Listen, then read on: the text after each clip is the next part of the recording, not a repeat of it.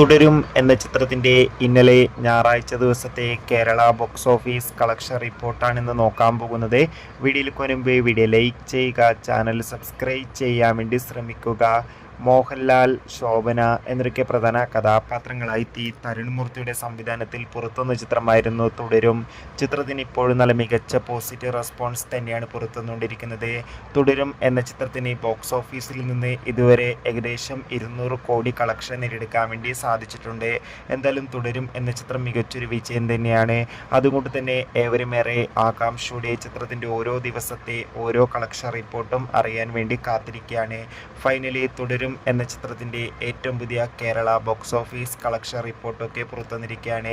ഇന്നലെ ഞായറാഴ്ച ദിവസം അത്യാവശ്യം ഒരു ബുക്കിംഗ് ആയിരുന്നു ചിത്രത്തിന് നടത്തിയിട്ടുണ്ടായിരുന്നത്. അതുകൊണ്ട് തന്നെ ഇന്നലെ മാത്രം ചിത്രത്തിന് ഏകദേശം 2 കോടിക്ക് അടുത്ത് വരെ കേരള കളക്ഷൻ നേടിയെടുക്കാൻ വേണ്ടി സാധിക്കുമെന്നാണ് ട്രാക്കിംഗ് റിപ്പോർട്ടുകൾ സൂചിപ്പിക്കുന്നത്. കാത്തിരിക്കാം കൂടുതൽ കളക്ഷൻ റിപ്പോർട്ടിനായി. Bye bye.